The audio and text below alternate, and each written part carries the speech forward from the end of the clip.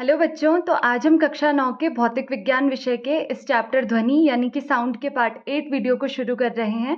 और आज इस वीडियो में हम कुछ न्यूमेरिकल एग्जाम्पल्स करेंगे जो आपकी बुक में दिए गए हैं और इस टॉपिक को क्लियर करेंगे। ठीक है, तो सबसे पहले आप एक नोटबुक रखिएगा अपने सामने ताकि मेरे साथ साथ आप भी सॉल्व करें। ठीक है, वैसे ज़्यादा प्रैक्टिस हो जाएगी। सबसे पहले क्वेश्चन पढ़ेंगे, जो जो चीज़ें मालूम हो रही होंगी वो करेंगे। इससे रिलेटेड ही हमने एक क्वेश्चन जो आपकी बुक में दिया है वो पिछली वीडियो में भी कवर किया था, राइट? तो याद होगा आपको। चलिए स्टार्ट करते हैं। कोई प्रतिध्वनि 2 सेकंड बाद सुनाई देती है। अब प्रतिध्वनि आपको याद होगा कि क्या होती है, इको। अब ये क्या होती है आपको ये पता होगा, अभी मैं भी बताती हूँ। यदि ध्वनि की चाल 342 मीटर पर सेकंड है तो स्रोत तथा परावर्तक सतह के बीच कितनी दूरी होगी? ठीक है, अब जनरली स्रोत और परावर्तक सतह बोला है, यानी कि जैसे मान लिया कि ये कोई इंसान है, ये परावर्तक सतह है, जैसे कोई चट्टान है मान लिया, तो उससे टकरा कर ध्वनि वापस आएगी। तो ये इस इंसान ने कुछ कहा होगा तो ध्वनि ऐसे ट्रैवल करके जाएगी। ये मूल ध्वनि तो उसको सुनाई दे गई। प्रतिध्वनि कब देगी? कुछ टाइम बाद देगी। वो टाइम कितना है? 2 सेकंड है, ये दे रखा आपको। तो 2 सेकंड बाद वो प्रतिध्वनि ऐसे जो ये मूल ध्वनि जा रही है ये टकरा के वापस आएगी। ये वाली प्रतिध्वनि है। और ये कितने टाइम बाद सुनाई दे रही है? 2 सेकंड बाद। तो आपको ये बताना है कि ये परावर्तक सतह है, ये वो स्रोत है, इन दोनों के बीच की ये डिस्टेंस कितनी है। ठीक है, समझ आ गया? तो आपके पास ये सेकंड टी दे रखा, टाइम दे रखा ना, 2 सेकंड है अगर। उसके बाद आपको दे रखा वी, यानी कि ध्वनि जो यहाँ से यहाँ तक जा कौन रहा है? इंसान थोड़ी जा रहा है, ध्वनि जा रही है। तो उसकी जो चाल है वो 342 मीटर पर सेकंड दे रखी। और स्रोत तथा परावर्तक सतह के बीच की दूरी यानी कि ये बतानी है। और ये मैं मान लेती हूँ कि ये है डी। ठीक है, अब आप समझिए कि आपको कौन सा फॉर्मूला यूज करना है। याद कीजिए, आपको आपके पास वेग है, ध्वनि का वेग मालूम है, ध्वनि का समय मालूम है, ध्वनि द्वारा चली गई दूरी। तो उसके लिए हमारे पास नॉर्मली एक ही फॉर्मूला होता है, वेग बराबर दूरी बटे समय का। अब आपके पास यहाँ पे वेग भी है, दूरी आपको निकालनी है, समय आपको दिया हुआ है। आप जब सारे मान रखेंगे, मान रखने से पहले क्या याद रखेंगे, क्या बताया था मैंने कि आप देखेंगे सारे के सारे एक ही यूनिट में है कि नहीं है। जैसे ये सेकंड है, ठीक है, ये टाइम की यूनिट है, तो यहाँ पे भी जो चाल या वेग होता है वो भी सेकंड में होता है ना, मीटर पर सेकंड। तो मीटर तो ठीक है, एम के इस पद्धति में दूरी का मात्रक मीटर होता है, क्योंकि चाल आपको पता है वेग दूरी बट्टे समय, तो इस दूरी का मात्रक यहाँ पे मीटर है और सेकंड का मात्रक यहाँ पे सेकंड है। तो इसका मतलब आप मान रख सकते हैं। ठीक है, अब जब आप मान रखेंगे, मान रखने से जब आप रखेंगे तो आप दूरी को यहीं रखा, वेग और समय को एक साथ लेकर आ गए। अभी मैं इसलिए मिटा नहीं रही हूँ सारी चीजें, आप साथ साथ करते रहिए। मैं मिटा नहीं रही हूँ क्योंकि इस डायग्राम से मैं आपको कुछ समझाना चाह रही हूँ। वेग गुण, चलिए मैं दोबारा बना दूंगी। इस समय को इस वेग के साथ लेकर गए, दूरी बराबर वेग गुणा समय। अब आप सारे मान रख सकते हैं। अब आप मुझे बताइए ये जो दूरी है ये कौन सी दूरी है? क्योंकि जब आप यहाँ पे वेग लगाएंगे, वेग का मान है 342, समय का मान है 2। ठीक है, ये कौन सी दूरी है? आप थोड़ा सोचिए और फिर सोच के बताइए। अपने आसपास जो भी बच्चे बैठे हैं उनको एक दूसरे से शेयर कीजिए। देखिए ये वो डायग्राम था। ये जो डी है वो कौन है? स्रोत तथा परावर्तक सतह के बीच की दूरी, यानी कि इन दोनों के बीच की दूरी ये हो गई डी। ठीक है, अब यहाँ पे जो दूरी आएगी वो कौन सी दूरी है? वो डिपेंड करेगी यहाँ वेग और समय पर। अब ये वेग किसका है? ध्वनि का। और इस समय कौन सा है? वो समय जब मूल ध्वनि ऐसे गई होगी इसकी तरफ और ऐसे टकरा के वापस आई होगी। इसका मतलब जो यहाँ से दूरी निकलेगी ये वो दूरी है जो ऐसे में चली होगी एक बार डी, ठीक है, क्योंकि ये तो डी है, और दूसरी बार आया होगा उतना ही, तो डी, यानी एक डी और 2 डी। कितने डी बन जाते हैं? 2 बार डी हो गए ना, तो ये 2 डी हो जाएंगे। यानी एक बार डी ऐसे में चला, दूसरी बार डी ऐसे में चला, तो ये डी प्लस डी कितना डी? देखिए डी प्लस डी को आप मैथ्स में कैसे जोड़ते हैं? जैसे ये एक्स प्लस एक्स है तो इनके आगे 1 होता है, किसी के भी आगे 1 होता है, तो 1 और 1 2, और जो ये 4 होता है उसको लगा देते हैं 2D। इसका मतलब ये जो दूरी है ना ये 2D है, आप याद रखिएगा। अब जब आप इन दोनों को गुणा करेंगे आपके पास आएगा 684 मीटर। अब ये 2D 684 मीटर हो रखा, और इस D का मान निकालना है क्योंकि आपको, तो इस 2 को इस 684 के नीचे भेजना पड़ेगा। तो उसके नीचे भेज के आपको मान निकालना था इसका। ठीक है, तो आप मान निकालेंगे तो आपके पास आ जाएगा। अब देखिए आप, ये जो जैसे हमने पिछले वाले क्वेश्चन में सीखा था, पीछे वाली वीडियो में, उसमें हमने क्या किया था कि ये 684 मीटर आपके पास, क्योंकि उसमें हमने जस्ट समझा था कि ऐसे जाएगी फिर ऐसे आएगी, तो 2 बार चली गई, तो इसका मतलब हमें आधा करना पड़ेगा, इसीलिए हमने यहाँ पे बाद में आधा कर दिया। लेकिन अब आपको शायद समझ आ रहा होगा, ये आंसर ये आ जाएगा। अब आपको शायद समझ आ रहा होगा कि हमने वो आधा किया क्यों था। वैसे तो आपको शायद समझ आ ही गया होगा कि ये एक बार ऐसे में गया, फिर वापस उसी में ऐसे आया, तो ये प्रतिध्वनि थी इसलिए हमने उसका आधा किया। लेकिन यहाँ पे आपको समझ आ गया होगा कि ये 2D है और 2D में जब D का मान निकालेंगे तो ये D उधर चला जाएगा 684 के बटे में। इसीलिए हमारे पास इसका बाद में आधा भी करते हैं। तो दोनों तरीके से आप समझ सकते हैं। मैं ये क्यों बता रही हूँ क्योंकि डायरेक्ट यहाँ पे जो दूरी थी ना, आप यहाँ पे 2D भी लिख सकते थे। अब ये अगले क्वेश्चन में काम आएगा इसलिए मैं ये बता रही हूँ। तो ये आपके लिए प्रैक्टिस करने के लिए, आपकी बुक में नहीं दिया है पर प्रैक्टिस करने के लिए अच्छा क्वेश्चन है। चलिए पढ़ते हैं। एक व्यक्ति है, एक चट्टान के सामने खड़ा होता है और एक गोली चलाता है। ठीक है, मान लिया ये व्यक्ति है। अब ये भाई साहब क्या करते हैं, ये चट्टान के सामने खड़े होकर अपने हाथ से गोली चलाते हैं। गोली चलाने की आपको आवाज़ सुनाई देगी और ये क्योंकि चट्टान के सामने चला रहा है तो जब ये ध्वनि इसके पास जाएगी ये टकरा के वापस भी आएगी, तो आपको प्रतिध्वनि भी सुनाई देगी। तो ठीक उसी प्रकार प्रतिध्वनि आपको 3 सेकंड बाद सुनाई दे रही है। ठीक है, अब यहाँ तक आपको समझ आ रहा है कि एक टाइम आपको दे दिया। ये 1 क्यों लिखा है क्योंकि यहाँ पे दूसरा टाइम भी दे रखा, इसलिए मैंने T1 लिख दिया। ये T1 जो आपने लिखा है वो आपको दे रखा 3 सेकंड। अब दूसरा T2 2.5 सेकंड कब आ रहा है, देखिए अपनी स्थिति से चट्टान के समीप 82.5 मीटर, ये डायग्राम भी बनाते रहिएगा आप। ठीक है, तो अपनी स्थिति से यानी कि इंसान था यहाँ पे, अब वो जाता है 82.5 मीटर दूरी आगे जाने पर फिर से एक गोली चलाता है। अब वो यहाँ से थोड़ा आगे खिसका यहाँ पे और फिर उसने एक और गोली चलाई। जब गोली चलाएगा तो उसे एक मूल ध्वनि सुनाई देगी और मूल ध्वनि जाके टकरा के वापस आएगी, तो एक प्रतिध्वनि सुनाई दी। ये वाली जो प्रतिध्वनि है उसको 2.5 सेकंड में सुनाई दे रही है। अब समझ आया कि ये जो T2 है ये टाइम क्यों आ रहा है। एक तो यहाँ से जो जा रही थी पहली वाली गोली, वो जब प्रतिध्वनि सुनाई दे रही और ये दूसरी वाली है। ठीक है, अब आप समझिए मैंने एक डायग्राम भी बना दिया। ये वाली जो दूरी है ये 82.5 मीटर है क्योंकि वो 82.5 मीटर यहाँ पे आगे गया। अब आपको बताना है व्यक्ति की चट्टान से दूरी जब वो अपनी प्रारंभिक स्थिति में था तब, यानी ये व्यक्ति की प्रारंभिक स्थिति है, यहाँ से ये चट्टान है, इन दोनों के बीच में दूरी बतानी है। जब वो प्रारंभिक स्थिति, प्रारंभिक ये था, अगर बोलता बाद वाली स्थिति तो ये रहा बाद में, तो ये वाली दूरी आपको बतानी होती, ये वाली। समझ आ गया। अभी प्रारंभिक बतानी है तो ये D बताना है आपको।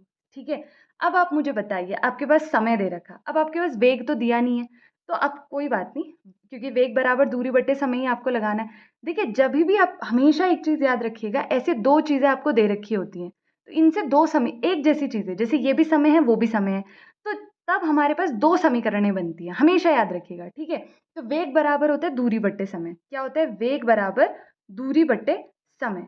अब देखिए हमें निकालनी है दूरी, तो हम दूरी को ये, चलिए दूरी को यहीं रखेंगे और दूरी के साथ वेग और समय को लेकर जाएंगे। ये चलिए कुछ भी नहीं करते, हमें सिंपल सा, क्योंकि हमें ना तो दूरी दे रखी वेग दे रखा, हम समय को एक तरफ लेकर जाते हैं। ठीक है, वेग बराबर दूरी बट्टे समय है। आप साथ में सॉल्व करते रहिएगा, इसलिए मैं बार बार मिटा के बता रही हूँ कि क्या लिखना है। ठीक है, तो ऐसे स्टेप्स करेंगे, जो मैंने अभी आगे लिखा है वो क्योंकि डायरेक्ट स्टेप होगा इसलिए मैं करके बता रही हूँ। ठीक है, मैं क्यों ऐसा कर रही हूँ क्योंकि ये तो फॉर्मूला होता है हमारे पास दूरी समय वेग का। अब वो क्योंकि ध्वनि जो चली होगी ना, यहाँ से गोली की जो आवाज़ चली होगी उसने कुछ दूरी तय की है, उसका कुछ समय बाद वो सुनाई दे रही है, जो प्रतिध्वनि सुनाई दे रही है और उसका कुछ वेग है, इसीलिए हम ये वाला फॉर्मूला यूज़ कर रहे हैं, बेफालतू में नहीं यूज़ कर रहे। ठीक है, अब समय हमें दिया है तो मैं समय को उधर वाली साइड लेकर जा रही हूँ अकेले, समय, और फिर ये वेग है ये दूरी के नीचे आ जाएगा, जो उधर ऊपर रहता है वो नीचे आ जाता है। ठीक है, तो ये अब आगे आप देखेंगे कि ये चीज़ लिखी है। ठीक है, यहाँ पे t बराबर 2D बटे v है। अब आप बताइए ये 2D क्यों आया, मैंने अभी अभी थोड़ी देर पहले आपको बताया। देखिए 2D इसलिए आया क्योंकि ये आप यहाँ पे समय कौन सा है, ये 3 सेकंड के बराबर लिख दिया मैंने। t बराबर, नोट किया है ना कॉपी में, v बराबर ये t तो 3 है पहली वाली स्थिति के लिए, इसलिए 3 लिख दिया। अब आप मुझे बताइए ये v कौन सा है, ये तो ध्वनि का वेग है।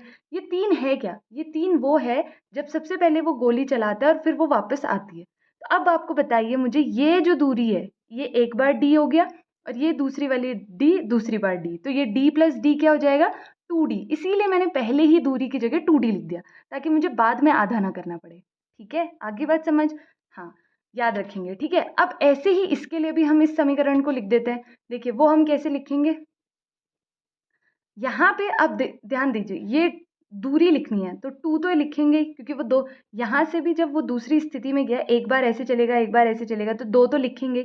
d की जगह आप क्या लिखेंगे, जो इसके बीच में, d क्योंकि है क्या, जो इस स्रोत के बीच में और इसके बीच में दूरी है, और वो d माइनस 82.5 है। वो क्यों, क्योंकि ये पूरी की पूरी दूरी है d और ये 82.5 है, तो ये कितनी हो जाएगी इस पूरे में से, ये पूरे में से जब इतना घटा दिया 82.5, तो ये d माइनस 82.5 हमने यहाँ लिख दिया, ठीक है, और v की जगह v लिख दिया। अब ये है किसके बराबर, 2.5 सेकेंड्स के बराबर। अब जब भी आपके पास दो समीकरण आती है ना, आप ये कोशिश कीजिए कि ऊपर जो सबसे सिंपल दिख रही है उसको भाग दे दीजिए दूसरी वाली से, या किसी को भी भाग दे दीजिए दूसरी वाली से। तो जैसे मैंने जो सबसे मुझे सिंपल दिख रही है वो फर्स्ट वाली है, तो फर्स्ट वाली को सेकंड वाली से भाग दे दिया, ठीक है। तो यानी कि भाग देने का मतलब क्या है, अब आप ये समझिए। भाग देने का मतलब तो सिंपल ये होता है जो आप मैथ्स में करते हैं, यानी कि ये, अब ये t का मान मैंने 3 सेकंड रख दिया, तो ये वाला और ये वाला, ये वाली में आप लेफ्ट साइड को देखिए, करते रहिए कॉपी में, 2d/v, ये इस वाली का पूरा है, और इसमें भाग दे दीजिए नीचे वाली का है, तो 2d माइनस 82.5, और ये ब्रैकेट यहाँ पे है, और अपॉन v, और इधर वाली साइड है 3/2.5, ठीक है। तो यहाँ पे 2 से 2 कैंसिल हो जाएगा, v से v कैंसिल हो जाएगा। मैथ्स में आपने करा होगा कि जो सबसे ऊपर वाली भिन्न होती है वो सबसे नीचे वाले जो अंश हो, क्योंकि ये जो चीज़ है ना, ये कैसे जा रही होगी ऊपर, जो ये कैसे जाएगी, ये ऐसे लिखा है, ठीक है। अब ये वाली में ऊपर वाली को ऐसे ही लिखते हैं, जल्दी से मैं बता रही हूँ जैसे मैथ्स में करते हैं, ऊपर वाले भिन्न को ऐसे ही लिखते हैं, जो नीचे वाली होती है उसमें जो सबसे नीचे होता है उसे ऊपर लिखते हैं, और जो ऊपर है उसको नीचे लिख देते हैं। इसीलिए ये जो 2 है ना यहाँ पे, ये वाला 2 इससे कैंसिल हो रहा है, ये v से v कैंसिल हो रहा है, और आगे जो बच रहा है वो आप अपनी कॉपी में लिखिए, ठीक है। तो ये आपके पास बच रहा है। अब जनरली क्या करते हैं, वज्र गुणा करते हैं, ये तो आपको सॉल्व करना आता ही है, मैथ्स में कर चुके हैं हम। इस 3 की गुणा इन दोनों से होगी, जो सॉल्व करके आएगा वो। अब 3d की वैल्यू चाहिए, मतलब d की वैल्यू चाहिए, तो ये 3d और 2.5d, dd हैं दोनों में, तो dd वालों को एक साथ लेकर आ जाएंगे, ठीक है। यानी कि इस वाले को उधर साइड भेज देंगे अलग साइड, और 2.5 को 3d के साथ लेकर आ जाएंगे, ठीक है। ये हम लेकर आ गए, इसमें घटा दीजिए आप, घटाना तो आपको आता ही है, ठीक है। 3 में से 2.5, यानी कि जब 3 में से 2.5 को घटाएंगे तो आप कोई ऐसे 3 में से ही घटाएंगे ना। अब इसके पास दशमलव है, यहाँ दशमलव लगा सकते हैं, 0 बढ़ा सकते हैं, तो ऐसे घटाएंगे आप, ठीक है, नॉर्मली। अब ये d की वैल्यू चाहिए, 0.5 इसके नीचे चला जाएगा, और ये भाग दे के आप मान निकाल के बता देंगे मुझे, मतलब आप देख लेंगे कि यही आया है कि नहीं आया। ये कौन सी दूरी आ गई, डायरेक्ट वो जो स्रोत और उन दोनों के बीच की दूरी है, इसको यानी कि ये वाली दूरी, इसको आप एक तरीके से और कर सकते थे, अब मैं वो बताती हूँ, वो भी आसान तरीका है। सबसे पहली समीकरण आपके पास ये थी, दूसरी वाली ये थी। अब जब भी आप ध्यान से देखिए, इन दोनों में आपको ये दिख रहा होगा कि जो दूसरी वाली, क्योंकि थोड़ी लंबी दूसरी वाली दिख रही है, उसमें आपको 2 दिख रहा है, इसमें भी v दिख रहा है, और ऊपर वाली में भी 2 और v दिख रहा है। तो ऊपर वाली से आप 2 और अपॉन में क्या है v, इसमें भी 2 ऊपर है v नीचे है, इसका मतलब इस 2 अपॉन v को, मतलब 2 ऊपर और v नीचे से, उसको 2/v पढ़ेंगे, उसको उसका मान आप निकालिए ऊपर वाली से, उसका मान 2/v, यानी इस d को उधर भेजना पड़ेगा 3 के साथ, तो d इधर साइड ऊपर है तो उधर नीचे चल जाएगा, यानी कि 2/v आ रहा 3/d। इस वाली समीकरण में आपने 2/v का मान लगाना है 3/d, ठीक है। 3/d जब आप लगाएंगे तो आपके पास ये आ जाएगा, और आप इसको सॉल्व, मतलब यहाँ पे सिर्फ 2/v का मान आपने लगाया 3/d, ठीक है। अब करके देखेंगे तो ज़्यादा आएगा, और फिर इसके बाद तो नॉर्मली ये वाला ही काम करना है कि वज्रगुणा कर दी और सॉल्व हो जाएगा, ठीक है। इसको भी आप करके देखेंगे, ये आसान है इसलिए मैंने यहाँ पे सॉल्व करके नहीं बताया। इसमें एक और चीज़ है, ध्वनि का वेग, वैसे ये आप खुद निकालेंगे, ठीक है। इस वीडियो को पॉज करके खुद निकालिए। वैसे ध्वनि का वेग, दो समीकरणें जब भी होती है उनमें से किसी एक को लीजिए, और उसमें क्योंकि एक का मान पता चल गया, जैसे 2 अननोन थे ना उसमें जिनके मान नहीं पता थे, जैसे डी और वी के, तो डी का मान तो यहाँ से पता चल गया, तो डी का मान उसमें लगाइए और वी का मान निकाल लीजिए। तो जैसे हमने 2d/v है, तो यहाँ डी का मान हमको मिल गया 495, तो v का मान आपको मिल जाएगा, v को हमने उधर साइड भेजा, 3 को हमने इसके नीचे ला गए, तो इसका मान आ जाएगा 330 मीटर पर सेकंड। कुछ नहीं किया, बस मान रख दिया और मान निकाल लिया। ये तो हम नॉर्मल अलजेब्रा करते हैं ना मैथ्स में, वैसा ही है।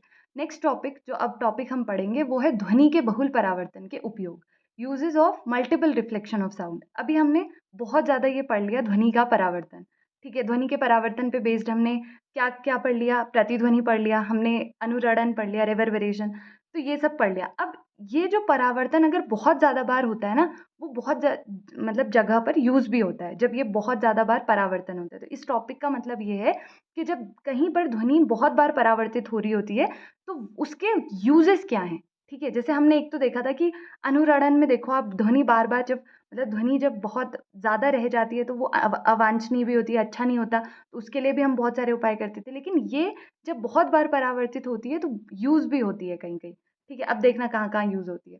सबसे पहले तो मेगाफ़ोन और लाउड स्पीकर और ये जो वाद्य यंत्र होते हैं उनमें यूज़ होती है। हॉर्न, तूर्य या शहनाई आपने देखी होगी, उसमें ये यूज़ होते हैं। यूज़ होते कैसे हैं वो चेक देखना आप। ये मेगाफ़ोन है, ये हॉर्न है। इनमें आप देख रहे होंगे कि यहाँ पे से आप बोलते हैं और ये जो मतलब ये जो इसका वो है आगे का, ये जिधर साइड होता है, ये उधर साइड ही इस पूरी की पूरी ध्वनि को केंद्रित करना चाहता है कि मतलब इधर वाले व्यक्तियों को अच्छे से सुनाई वो दे जाए। ठीक है? तो हम ध्वनि को फैलाना नहीं चाहते, हम उसको एक दिशा में लेकर आना चाहते हैं। ठीक है? हम उसको एक दिशा में लाना चाहते हैं। तो ध्वनि सभी दिशाओं में फैले बिना एक विशेष दिशा में जाए, हम ये चाहते हैं। ये होता कैसे है? देखिए, ये जो मेगाफ़ोन है या फिर ये जो हॉर्न है, इसमें आप देख रहे होंगे ये नली जैसी दिख रही है, यहाँ पे भी नली होती है। फिर ये नली का आगे वाला भाग आपको शंक्वाकार दिख रहा होगा, ठीक है? ये हम कैसे कर रहे हैं, एक नली है और आगे का भाग आपको दिख रहा है, ये शंक्वाकार है।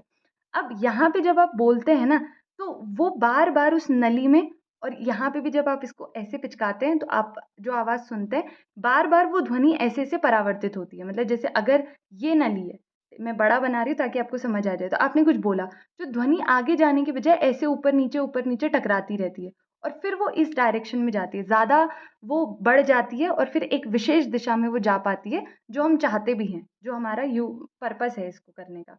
ठीक है? तो इस तरीके से बार-बार परावर्तित होती है और ध्वनि एक विशेष दिशा में जा पाती है, ठीक है? तो श्रोताओं की ओर वो आगे की ओर बढ़ पाएगी इस तरीके से। अब एक और यूज़ होता है स्टेथोस्कोप में। स्टेथोस्कोप देखा होगा आपने ना? कभी आप डॉक्टर के पास गए होंगे तो कान में लगा होता है, फिर वो आपके हृदय की धड़कन या जैसे भी चेक करते हैं, जो भी चेक करते हैं, वो चेक करते हैं। बेसिकली स्टेथोस्कोप हमारे पास एक चिकित्सा यंत्र होता है, ठीक है? जो हम यूज़ करते हैं, जैसे शरीर के विभिन्न भाग होते हैं, जैसे मेनली हृदय, फेफड़े, उनसे उत्पन्न होने वाली ध्वनि को। जैसे दिल के आप नज़दीक लेकर जाएँगे तो धक, धक, धक, धक सुनाई देगा, पर वो डॉक्टर जिसने वो कान में लगाया होता है स्टेथोस्कोप का, उस उनको ज़्यादा तेज़ से सुनाई देता है, ठीक है? अब वो क्यों सुनाई देता है, आप देखिएगा। यहाँ से आप देख रहे होंगे कि ये है नली की तरह, ऐसे करके ऐसे जा रहा है ना ये और आगे का ये भाग होता है जो मतलब मैं अगर ये कह रही हूँ कि ये डायफ्राम है मान लीजिए, ये वाला जो पार्ट है, ये डायफ्राम है। तो वो जब आपके हृदय के नज़दीक अगर उसको रख रहे हैं, तो वहाँ पे जो वो ध्वनि होती है ना, वो आगे जब जाती है, तो वो इस तरीके से इसमें परावर्तित होती है, बार-बार।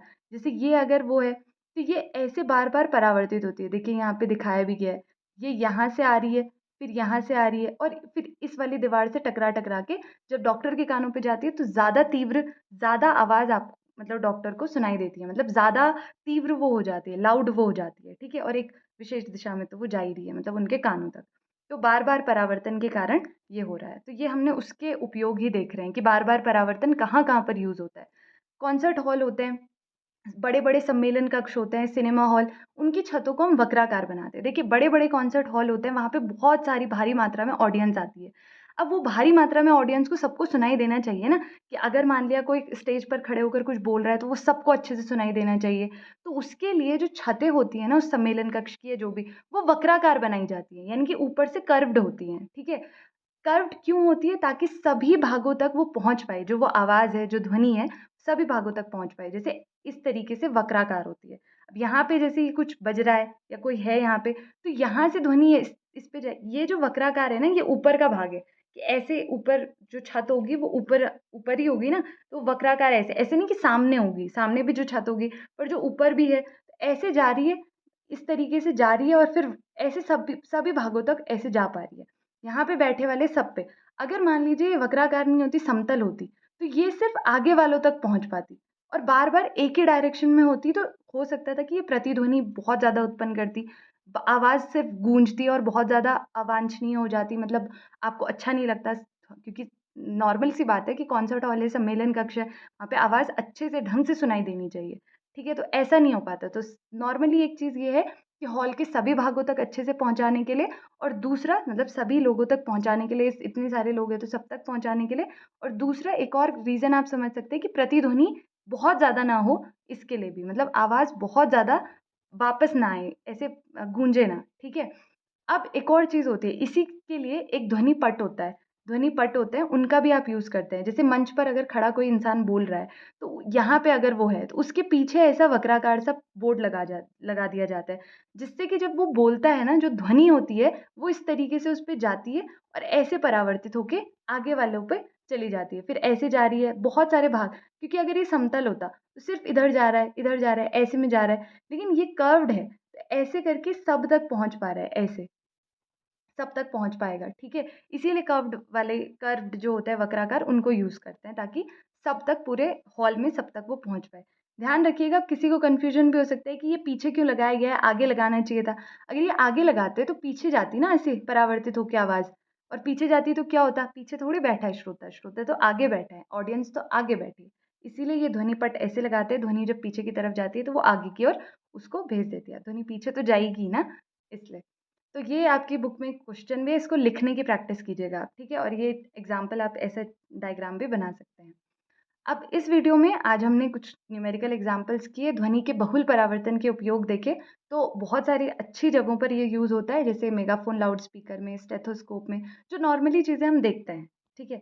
और कॉन्सर्ट हॉल, सम्मेलन कक्ष, सिनेमा हॉल की छतों में और ये सारी वो चीज़ें हैं जो हम देखते हैं आस-पास अपने, ठीक है? और फिज़िक्स सब चीज़ें यही है कि फ़िज़िक्स में जो चीज़ें आप आस-पास देखते हैं, उन्हीं चीज़ों को आप अनुभव करते हैं। और फिर बाद में जाकर आप उन चीज़ों को समझते हैं कि अच्छा और ज़्यादा पढ़ाई करनी है इसमें तो आप और श उसको पढ़ते हैं, तब आप और ज़्यादा चीज़ें को इनोवेट करते हैं।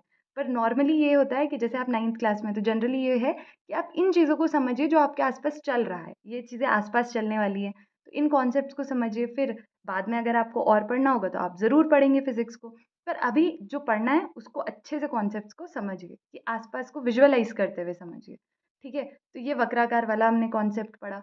अब अगली वीडियो में हम श्रव्यता के परिसर और कुछ एग्ज़ाम्पल हैं जो बुक में हैं उनको करेंगे। तब तक के लिए आप रिवाइज़ करते रहिए। अभी के लिए थैंक यू।